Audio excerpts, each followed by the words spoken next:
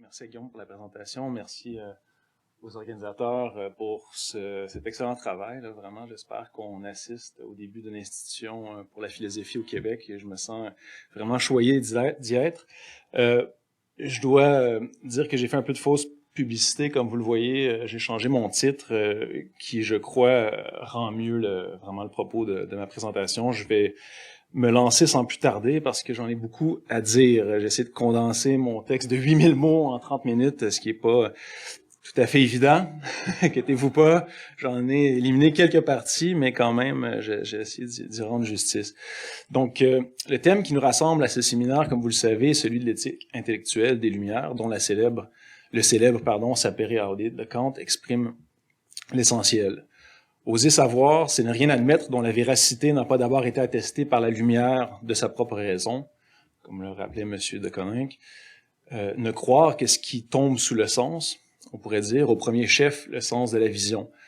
En effet, l'évidence telle que l'étymologie du mot l'indique, de la racine videre, voir, est ce qui se manifeste directement sous nos yeux.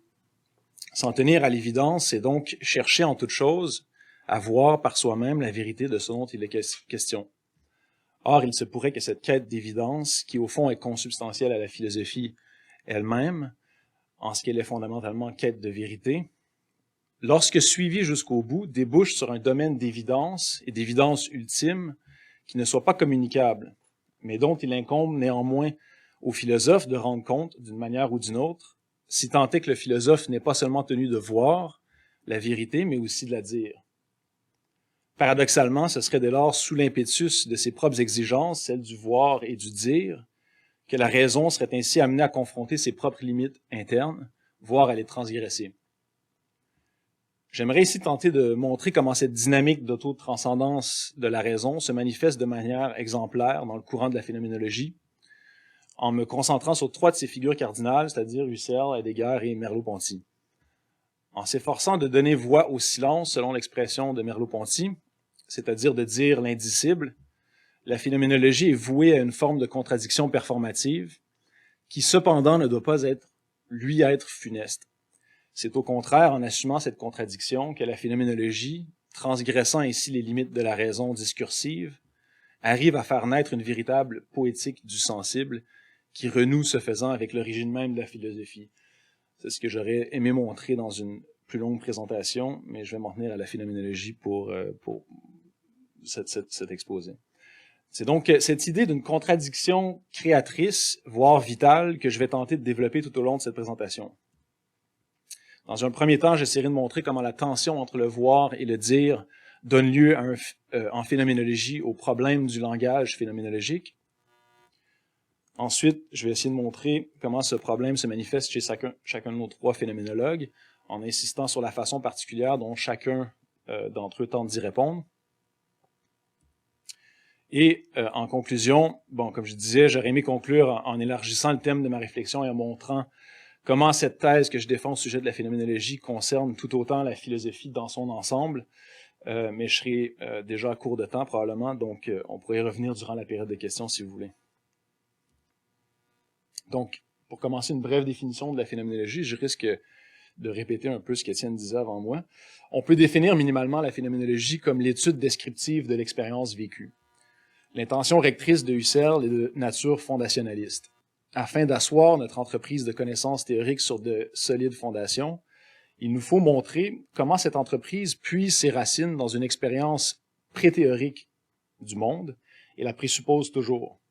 Or, ce monde pré-théorique de l'expérience vécue, que Husserl appellera aussi éventuellement le monde de la vie, doit être reconquis car il se trouve aujourd'hui recouvert par d'innombrables vêtements d'idées, comme il le dit, qui nous masquent le monde tel qu'il se donne lui-même. La description phénoménologique vise dès lors à restituer cette expérience nue du monde et à la porter à l'expression. L'idée d'un langage phénoménologique est donc d'un langage transparent qui donnerait à voir le monde vécu tel qu'il est en lui-même, par contraste avec un langage opaque qui filtre le monde à travers ses propres schèmes conceptuels et ne nous laisse donc voir de lui que ce que nous y avons déjà mis. C'est pourquoi Husserl préconisait une méthode descriptive plutôt qu'explicative. C'est que la description, tel un croquis, ne cherche qu'à représenter fidèlement son objet, du moins ses contours, tandis que l'explication s'intéresse plutôt à l'ensemble des causes ou raisons qui rendent compte de l'objet. L'explication transforme l'objet en effet d'une cause et redirige donc l'attention de l'un vers l'autre, tandis que la description retient l'attention sur l'objet lui-même et en préserve donc la valeur intrinsèque. Mais un tel langage transparent est-il vraiment possible? Citons ici Kolakowski, l'évêque Kolakowski, qui a bien vu le problème. La tâche de la phénoménologie, dit-il, est de décrire une sphère particulière de l'expérience, et la description ne peut remplacer l'expérience. Au mieux, elle peut rendre l'accès à une intuition similaire plus facile pour une autre personne. La même chose peut bien sûr être dite de toute expérience directe. Le contenu qualitatif n'est pas symboliquement communicable, or c'est précisément pourquoi la description qualitative ne peut prétendre être une science rigoureuse. En somme, Husserl voulait que la philosophie soit à la fois un contact immédiat avec les choses mêmes et une science rigoureuse, un savoir communicable. Ces deux tâches vont à l'encontre l'une de l'autre. C'est dire que l'idée même de la phénoménologie au sens husserlien, c'est-à-dire d'un langage des phénomènes, tel qu'il se donne immédiatement, serait contradictoire, car le langage est un dispositif essentiellement de médiation. Et pourtant, cela ne semble pas avoir empêché à cette idée de prendre racine et de donner lieu à une riche tradition philosophique qui ne semble d'ailleurs pas sur le point de s'épuiser, malgré les conflits internes qui la grèvent. Est-ce donc le diagnostic de Kolakowski ou l'ensemble de la tradition phénoménologique qui se trouve dans l'erreur? J'aimerais tenter de cheminer ici en prenant le dilemme par les deux cornes, pour ainsi dire. D'une part, Kolakowski met bien le doigt, il me semble, sur un problème réel, peut-être même une véritable contradiction dans l'idée même de la phénoménologie, et pourtant, il faudrait être fou ou bien un philosophe analytique pour croire que la tradition phénoménologique n'a rien produit de valable philosophiquement. L'hypothèse que j'aimerais explorer est que l'art de la phénoménologie, qui consiste à amener l'expérience muette encore à l'expression pure de son propre sens, d'après le mot important de Husserl auquel on reviendra, l'art de la phénoménologie a beau être une sorte de contradiction performative, il n'en demeure pas moins nécessaire. Il pourrait s'avérer que sa vertu philosophique réside précisément en ceci qu'elles doivent s'assumer comme geste foncièrement paradoxal. Le fait que la phénoménologie s'exerce à une tâche impossible l'oblige à ne jamais réussir, et donc à perpétuellement recommencer. Si cette situation rappelle au premier abord l'image accablante de Sisyphe, j'aimerais proposer qu'elle ressemble plutôt à une seconde image, sans doute aussi absurde, mais dont l'absurdité a quelque chose de lumineux, à savoir celle du moine tibétain qui compose avec le plus grand soin son mandala de sable pendant d'innombrables heures pour le détruire finalement d'un coup de balai aussitôt terminé. Le fait que l'acte phénoménologique s'auto-détruise au moment même où il s'effectue ouvre une dimension de sens qui serait impossible à signifier autrement, car elle se trouve justement en amont de tout acte de signification. De la même manière, on peut dire qu'il existe une forme de contradiction féconde qui génère du sens par opposition aux contradictions stériles qui l'abolissent. Et dans le cas de la phénoménologie, la contradiction n'est pas seulement féconde, mais vitale dans la mesure où elle constitue la source vive à laquelle s'alimente toute la littérature phénoménologique, d'où elle tire tout son génie littéraire et son originalité philosophique. Donc, tournons-nous maintenant vers chacun de nos phénoménologues afin de voir comment ils répondent chacun à sa manière au problème du langage phénoménologique. Par réponse, pour être clair, je ne veux pas dire qu'ils résolvent le problème, mais plutôt qu'ils le canalisent pour générer un langage philosophique original. Leur œuvre philosophique devient ainsi la preuve même de la fécondité de cette contradiction performative. Donc, pour commencer par Husserl. Fait remarquable, Husserl témoigne tout au long de sa carrière philosophique d'une conscience aiguë du problème du langage phénoménologique, qu'il énonce d'ailleurs en des termes encore plus précis que ceux de Kolakowski, mais tente de se tirer d'affaire grâce à une doctrine des essences qui a tous les airs d'une hypothèse ad hoc, développée pour satisfaire aux attentes de sa propre interrogation. C'est là ce qui se joue dans un passage clé des leçons pour une phénoménologie de la conscience intime du temps, dont l'essentiel a été composé en 1904-1905, un moment charnière de la philosophie d'Husserl. Pour bien saisir le sens, cependant, il faut d'abord rappeler la distinction phénoménologique cardinale que Husserl établit dans les recherches logiques de 1901 et qui traversera toute son œuvre comme un fil rouge. Il s'agit de la distinction entre vécu et chose, vécu et Leibniz. C'est là l'analyse phénoménologique fondamentale de Husserl. Dans toute perception de chose spatiale, il y a d'un côté la chose perçue, qui demeure identique à elle-même, et de l'autre, le vécu de la chose qui change constamment. Si je tiens par exemple une boule de cristal entre mes mains, comme le fait M.C. Escher dans cette célèbre lithographie, il est évident que c'est la même boule que je tiens et manipule, alors même qu'elle change continuellement d'angle, que je la rapproche ou l'éloigne de mon regard, que l'éclairage de la pièce change ou encore que je ferme les yeux et les rouvre. La boule reste la même, bien que son apparence change continuellement. Ce que Husserl appelle vécu ou conscience n'est rien d'autre que ce flux d'apparences continuellement changeantes, et ce qu'il nomme chose ou objet est ce qui perdure de façon identique à travers le flux. La méthode phénoménologique de Husserl consiste dès lors à mettre hors circuit ou entre parenthèses tout jugement portant sur les objets identiques qui transcendent le vécu, afin de décrire de manière rigoureuse les structures propres au champ immanent du vécu lui-même. Cette mise entre parenthèses est ce que Husserl appelle par ailleurs la réduction ou l'époquée phénoménologique. Donc, le problème du langage phénoménologique devient alors dans ce contexte le suivant. Puisque le langage semble fait pour désigner des entités ou des états de choses stables, sans quoi il serait impossible justement de désigner quoi que ce soit, la question se pose de savoir si un langage portant sur le domaine fluent du vécu est même possible. Voici comment Husserl formule dans ses propres mots le problème dans les leçons sur la conscience intime du temps. Il est donc évident, dit-il, que les phénomènes constitutifs du temps, parler veut dire du vécu lui-même fluent, sont par principe des objectivités autres que celles qui sont constituées dans le temps objectif, le temps des horloges. Ce ne sont pas des objets ni des processus individuels, et les prédicats de ceux-ci ne peuvent pas leur être attribués sans absurdité. Nous ne pouvons nous exprimer autrement qu'en disant « ce flux est quelque chose que nous nommons ainsi d'après ce qui est constitué », mais il n'est rien de temporellement objectif.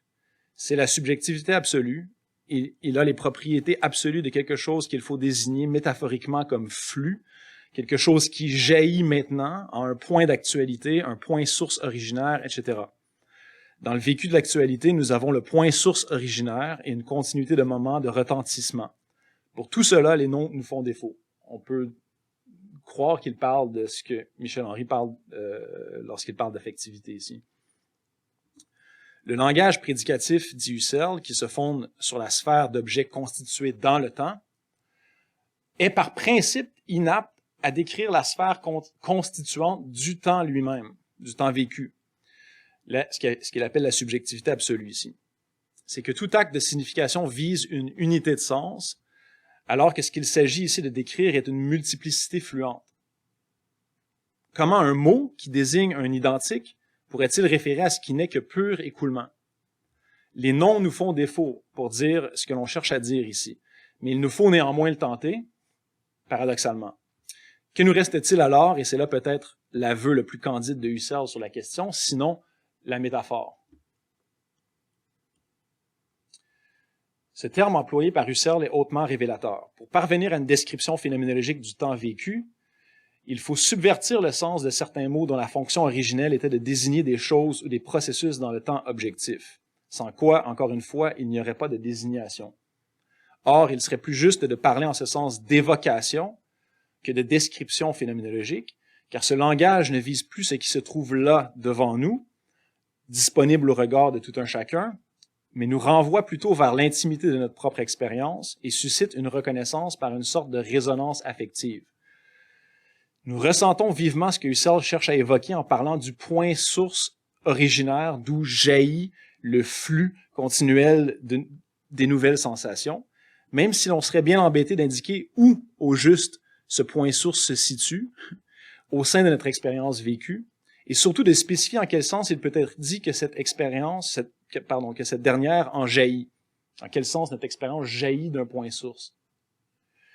Mais l'expression n'en demeure pas moins hautement suggestive et pénétrante. même si elle ne se cristallise jamais en un concept rigoureux qui viendrait épouser adéquatement la chose même qu'il s'agit ici d'exprimer.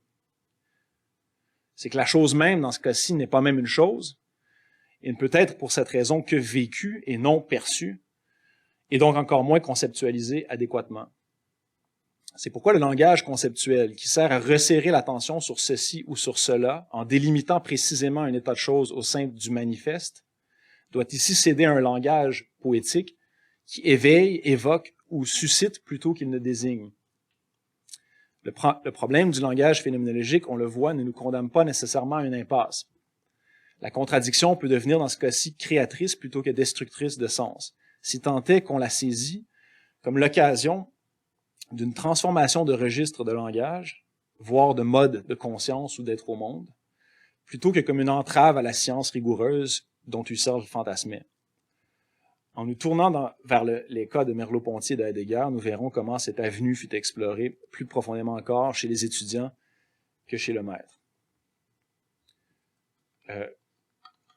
Donc, pour continuer avec Merleau-Ponty, l'œuvre de Merleau-Ponty se démarque de par sa virtuosité stylistique, que l'on ne saurait dissocier d'ailleurs de son contenu philosophique. En la parcourant, on ne peut résister à l'impression que le phénoménologue n'eut de cesse de se débattre avec une seule et même idée indomptable, qu'il ne sera peut-être jamais parvenu à exprimer totalement, à supposer que cela fut possible, mais dont chaque tentative renouvelée aura donné lieu à une nouvelle formule plus exotique et envoûtante que la dernière. Comme l'a bien montré Donald Lanz de l'Université Laval, il y a une logique paradoxale de l'expression qui anime de part en part l'œuvre de Merleau-Ponty, tant ses philosophies du comportement et de la perception que ses philosophies politiques et esthétiques. Or, le caractère paradoxal de l'expression chez Merleau-Ponty n'est que le reflet du caractère paradoxal de la chose même que celui-ci s'efforçait justement d'exprimer, comme nous verrons. C'est cette portée ontologique du paradoxe chez Merleau-Ponty que je tenterai de dégager dans ce qui suit, mais en partant, comme le fait Donald Lanz, du paradoxe de l'expression. Pour bien voir en quoi cette logique paradoxale consiste, il faut d'abord revenir à la formule déjà citée des méditations cartésiennes de Husserl, selon laquelle la phénoménologie cherche à amener l'expérience encore muette à l'expression pure de son propre sens, que Merleau-Ponty reprendra à son compte pour en faire une des clés de sa propre philosophie. En effet, on retrouve cette formule à deux reprises dans la phénoménologie de la perception. La première fois, c'est pour montrer qu'il n'y a pas de discontinuité radicale entre la sphère idéale du langage et la sphère concrète de l'expérience, car le logos explicite des mots s'ancre dans le logos implicite du sensible, et c'est grâce à ce dernier justement que le premier veut dire quelque chose pour nous. Mais les choses ne sont pas si simples. Au moment même où Merleau-Ponty tente de surmonter l'écart qui paraît en première instance séparer l'idéal du concret, les essences de l'existence, il ne peut néanmoins s'empêcher d'attribuer au langage un pouvoir d'occultation du vécu.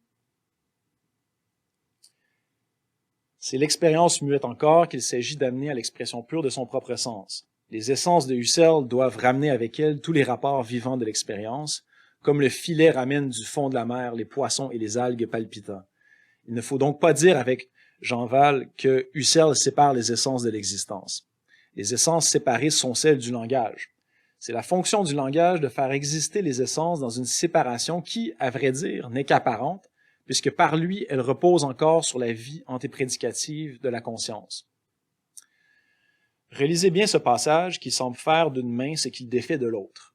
C'est la fonction du langage de faire exister les essences de manière séparée, c'est-à-dire indépendamment de l'expérience, comme les formes platoniciennes. Mais cette séparation, à vrai dire, ajoute-t-il, n'est qu'apparente, car les essences s'enracinent dans la vie palpitante de l'expérience antéprédicative et ne s'en séparent donc jamais totalement. Qu'est-ce à dire sinon que la fonction même du langage est d'accomplir une tâche contradictoire? C'est là tout le paradoxe de l'expression. Elle est cette, je cite un autre passage de la phénoménologie de la perception, elle est cette opération foncièrement obscure par laquelle nous avons éternisé en nous un moment de vie fuyante. Le paradoxe tient à ce que le langage s'enracine dans l'expérience et la transcende d'un même geste. Il exprime d'une part ce qu'il occulte de l'autre. L'art du langage phénoménologique pour Merleau-Ponty sera dès lors d'employer le langage contre lui-même. Pour ainsi dire, en tenant à l'esprit, pour la déjouer, la fonction de transcendance, c'est-à-dire de signification du langage. Il faut pour cela faire preuve d'une incessante inventivité, en employant à chaque fois de nouvelles images afin d'empêcher qu'aucune de celles-ci ne se fige en un concept autonome que l'on manipulerait indépendamment de l'expérience qui en fut à l'origine. La métaphore du filet, dans le passage précédent, témoigne de cette métaphoricité nécessaire du langage phénoménologique dont nous avons parlé plus haut. Il ne s'agit pas ici que d'une figure de style accessoire, mais d'une exigence essentielle à la visée propre de cette philosophie. Mais nous n'avons par là qu'effleuré la surface du problème. Il faut se tourner vers le second passage où Merleau-Ponty reprend le mot de Husserl pour constater que le paradoxe de l'expression chez lui ne tient pas seulement à l'acte expressif en tant que tel, mais à cela même qu'il s'agit d'exprimer, du moins lorsque nous nous tenons au plus près de l'essentiel, c'est-à-dire du donné. Ce qui est donné, ce n'est pas la conscience ni l'être pur, c'est l'expérience, en d'autres termes, la communication d'un sujet fini avec un être opaque d'où il émerge, mais où il reste engagé. C'est l'expérience pure et pour ainsi dire muette encore qu'il s'agit d'amener à l'expression pure de son propre sens. Ce qui se donne primordialement, l'expérience pure dont parle Husserl à la suite de William James, n'est ni subjectivité acosmique, ni cosmos purement objectif, mais quelque chose de plus originaire que le sujet ou l'objet, et qui pourtant les contient en germe tous les deux. C'est là le paradoxe de tous les paradoxes, car dès qu'on se met à réfléchir sur cet étrange état de fait, on constate, comme Descartes, que la subjectivité res cogitans est catégoriquement distincte de l'objectivité res extensa, et que ces deux catégories sont incommensurables. Et pourtant, si l'on cesse de réfléchir un instant, ou plutôt si l'on tente une réflexion radicale, comme le dit Merleau-Ponty, en s'efforçant de renouer avec l'expérience irréfléchie du monde, on s'aperçoit aussitôt que cette impossible union du sujet et de l'objet est pourtant non seulement indéniable, mais qu'il s'agit même du phénomène premier, de l'archiphénomène, dont tout autre phénomène porte la trace et qu'il est pour cette raison même impossible de réduire à un terme plus simple encore. Toute la philosophie de Merleau-Ponty tendra dès lors à révéler ou rapprendre à voir ce paradoxe insurmontable qui gît au cœur même du réel, selon lequel les deux catégories mutuellement exclusives du sujet et de l'objet sont pourtant identiques, tels les deux feuillets ou couches insécables d'une même chair, comme il le dira ailleurs.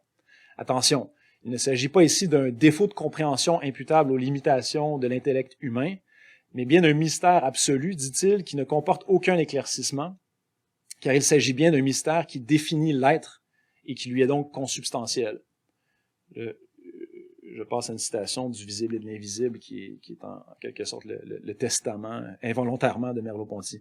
Puisque le visible total est toujours derrière ou après ou entre les aspects qu'on en voit, il n'y a accès vers lui que par une expérience qui, comme lui, soit toute hors d'elle-même, c'est à ce titre, et non comme porteur d'un sujet connaissant, que notre corps commande pour nous le visible, mais il ne l'explique pas, ne l'éclaire pas, il ne fait que concentrer le mystère de sa visibilité éparse, et c'est bien d'un paradoxe de l'être, non d'un paradoxe de l'homme qu'il s'agit ici.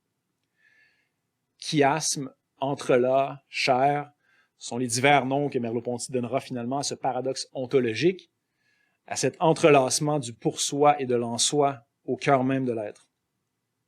Et l'écriture phénoménologique de Merleau-Ponty, par son ambivalence propre, ne cherche qu'à dire, mieux à faire résonner l'ambivalence même de l'être. C'est d'ailleurs sous cette enseigne qu'il faut comprendre l'idée programmatique de réflexion radicale chez Merleau-Ponty dont nous parlions à l'instant, qui n'est rien d'autre que l'effort conscient de se tenir au plus près de l'inexprimable silence de l'être et, contre toute raison, de le porter à la voix. En effet, la phénoménologie, qui parfois se confond avec la philosophie elle-même chez Merleau-Ponty, n'a d'autre but, dit-il, que de nous révéler le mystère du monde. C'est peut-être là, d'ailleurs, une leçon qu'il a tirée très tôt de son étude de Plotin, à qui il a dévoué sa thèse pour l'obtention de son diplôme d'études supérieures et qu'on a malheureusement perdu. Quoi qu'il en soit, c'est à cette méditation infinie, d'après sa propre expression, que toute son œuvre, laissée inachevée peut-être plutôt par nécessité que par circonstance, nous convie. J'en viens au troisième et dernier phénoménologue que je vais considérer ici. La philosophie du paradoxe de Merleau-Ponty se tient très proche de la philosophie mystico-poétique du dernier Heidegger, et sans surprise considérant l'influence que celui-ci a eue sur celui-là. Dans les deux cas, on entrevoit clairement la nécessité de dépasser la stricte logique binaire de la conscience réflexive afin de dévoiler cette présence originaire dont le sujet et l'objet ne sont que des moments abstraits, comme le dit ailleurs Merleau-Ponty. Mais tandis que Merleau-Ponty emploie la métaphore vive et l'expression paradoxale à cette fin, le dernier Heidegger puise plutôt dans l'ancienne tradition de la théologie mystique et de son pendant poétique, important ainsi directement le langage mystique dans la tradition phénoménologique. Le lieu classique où s'observe le plus clairement cette approche du dernier Heidegger se trouve dans le principe de raison, qui correspond à un cours qu'il a donné au semestre d'hiver 1955-56. Comme le titre du livre l'indique, Heidegger y examine en détail la nature et l'histoire du principe de raison, qu'on connaît peut-être plus souvent sous le titre de principe de raison suffisante de Leibniz, cherchant surtout à exhiber le mode d'être au monde dont ce principe relève, afin de contraster avec un autre mode d'être au monde qu'il tentera d'évoquer à l'aide d'un mot du poète mystique Angelus Silesius. Rappelons brièvement quels sont ces deux modes d'être au monde qu'Heidegger met ici en contraste. En commençant par le principe de raison. Donc, le principe de raison s'énonce nihil est sine ratione. On traduit par rien n'est sans raison. Comprendre le principe de raison n'impose aucun effort spécial à notre entendement.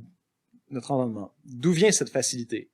De ce que toujours et partout, en quelque temps ou lieu qu'il s'exerce, l'entendement humain cherche aussitôt lui-même, de tous côtés, la raison pour laquelle ce qu'il rencontre est tel qu'il est.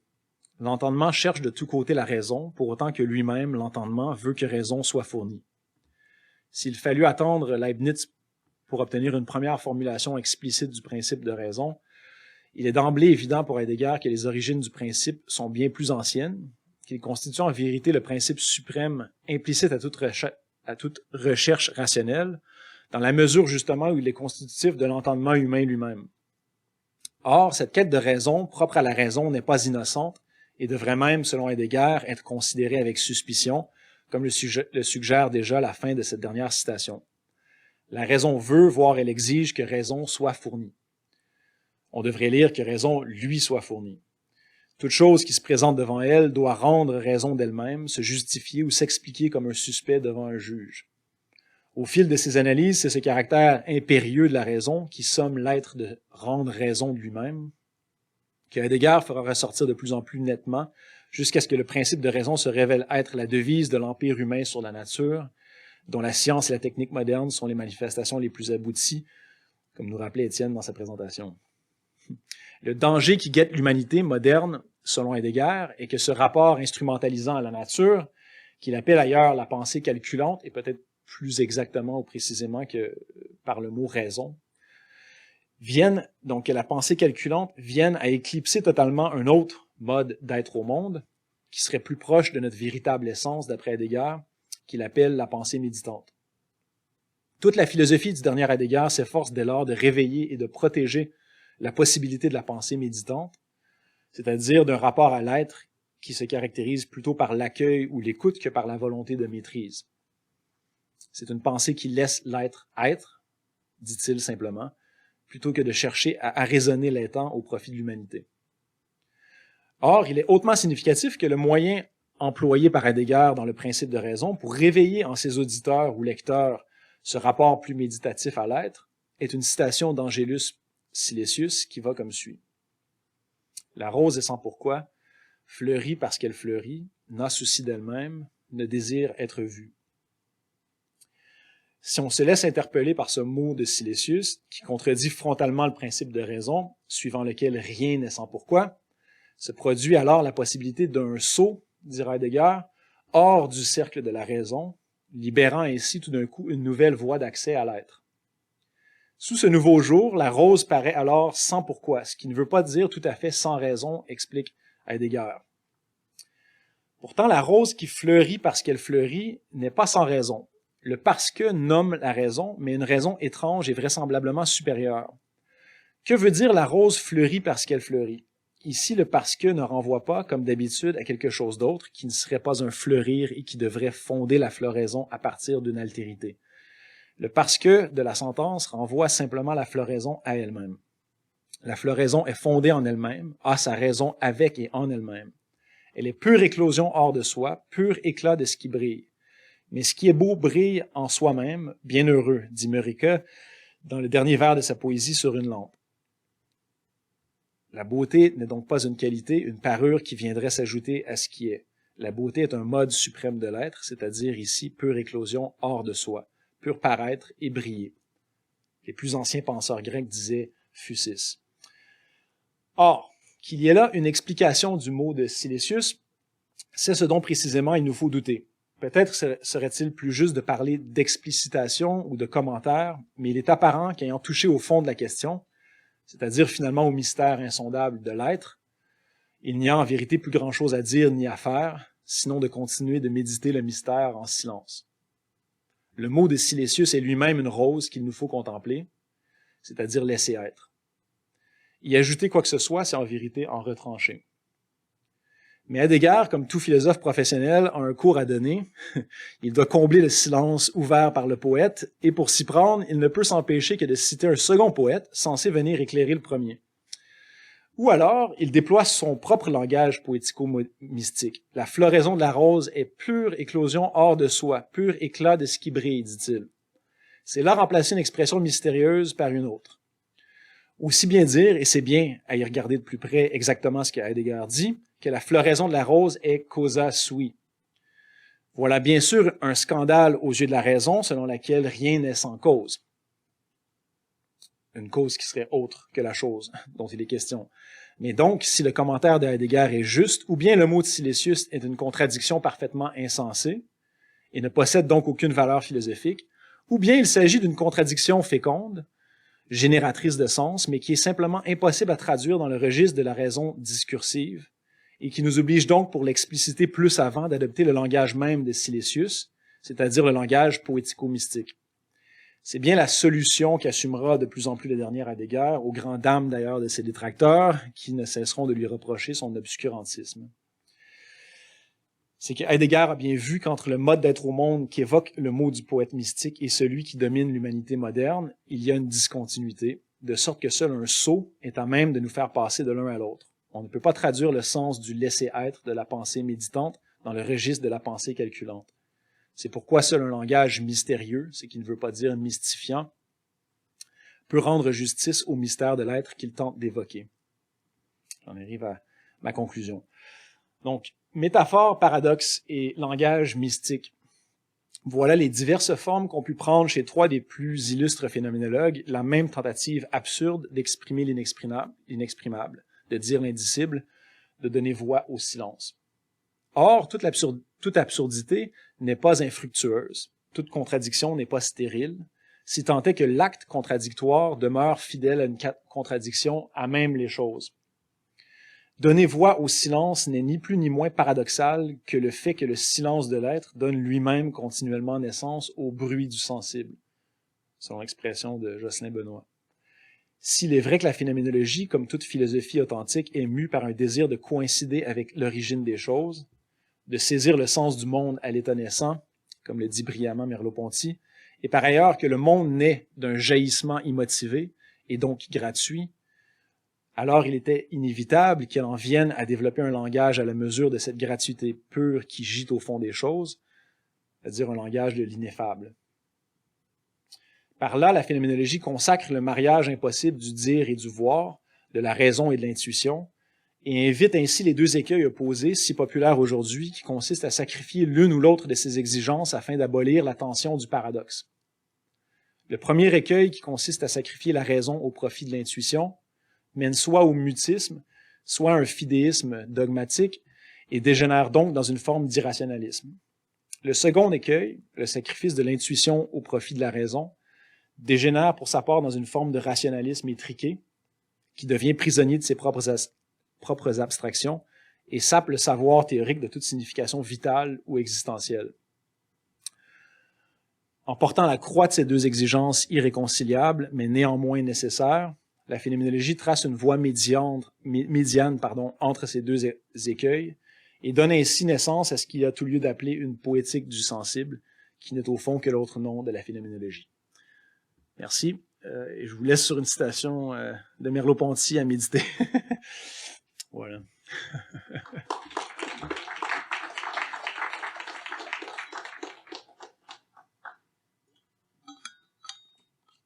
Donc, merci beaucoup, Philippe, pour cette méditation sur les replis paradoxaux de notre expérience vécue, disons. Est-ce qu'il y a des questions? Il nous resterait, disons, quand même un 7 minutes environ.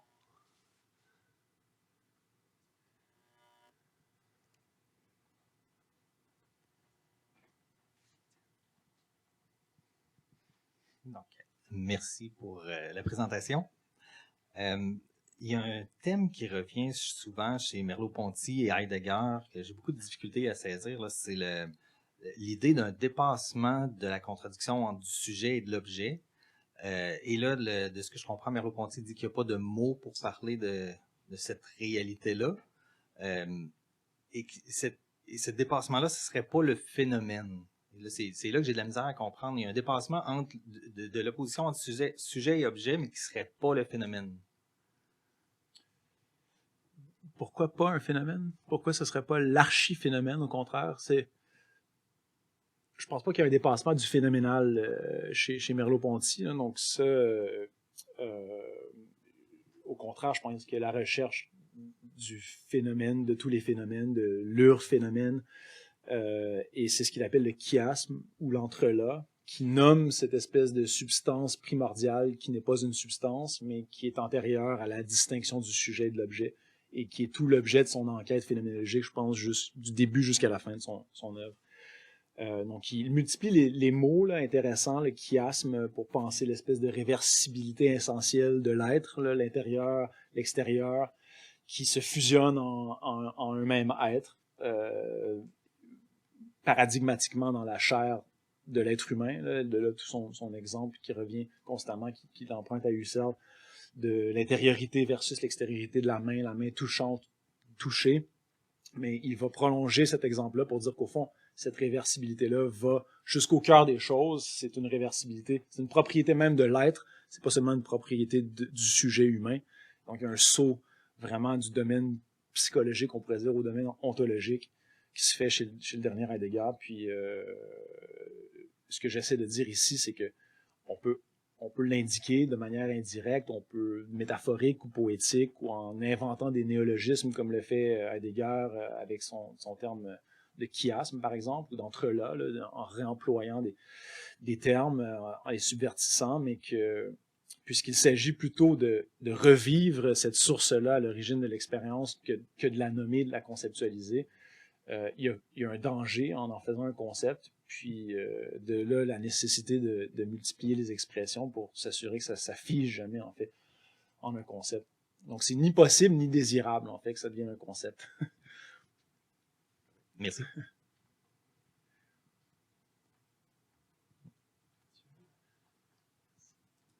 D'abord, merci pour la présentation, c'était vraiment intéressant. De ce que j'en ai compris, le principe de raison consiste en ceci, que la raison humaine exige que l'être rende raison de ce qu'il est. Puis que les sources même de l'expérience vécue sont telles que on ne peut pas nécessairement en rendre raison, puis que c'est par le paradoxe, la métaphore, la poésie mystique qu'on va essayer d'approcher cette source-là, mais sans vraiment la conceptualiser, en rendre raison, etc. Dans mes propres réflexions, c'est pas simplement l'être qui doit rendre raison de ce qu'il est, mais c'est nos croyances et nos choix qui doivent rendre raison d'eux-mêmes. Et donc, je me demandais,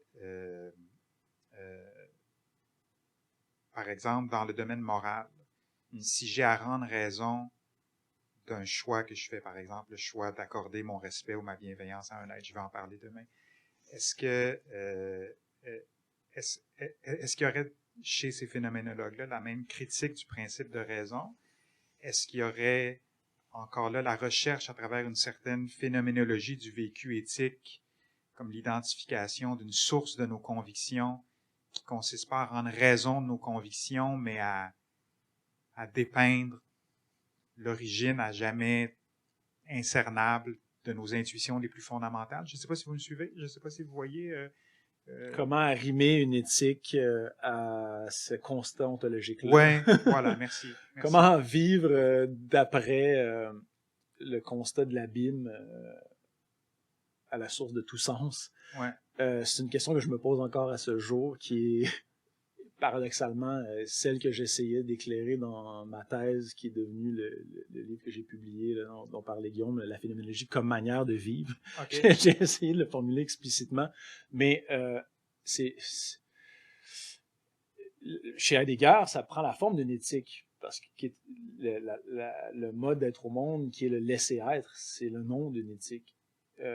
Mais c'est une éthique qui, justement, semble mener plutôt vers une sorte de désengagement du monde, d'un désengagement, d'une absence de volonté de maîtrise. C'est pas évident comment ça s'arrime à nos responsabilités civiques, politiques. Comment on pourrait définir une politique sur la base d'un tel laisser-être? Au contraire, est-ce que j'ai pas besoin de m'engager dans le monde, de par ma raison, notamment, pour développer quelque chose comme une politique qui se tient.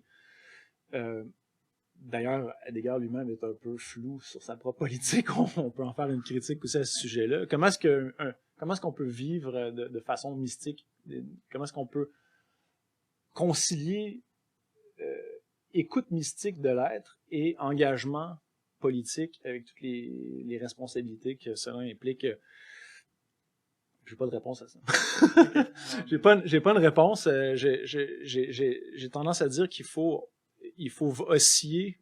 J'ai tendance à croire, c'est là que je tends personnellement, qu'il faut comme osciller entre ces deux modes de conscience-là, entre le mode de conscience du laisser-être et l'engagement rationnel dans la vie ordinaire humaine, avec tous ces engagements, qu'on peut pas faire sans l'un ou l'autre. On pourrait faire sans la mystique, mais ce serait au détriment de quelque chose, il me semble, de précieux, peut-être de ce qu'il y a de plus précieux, comme Heidegger l'a bien montré chez l'être humain, mais c'est pas clair qu'on pourrait faire sans le cercle de la raison non plus, puis qu'on pourrait se livrer à une mystique totale, à moins de devenir des ermites, là, mais c'est pas évident d'arrimer les deux. Donc, pour moi, en soi, c'est un défi. Il y a peut-être réellement une sorte d'impasse ou une sorte de compromis malaisant à faire entre les deux, mais je peux pas répondre plus clairement que ça pour l'instant. Si vous avez des idées, je suis ouvert. C'est très intéressant. Merci.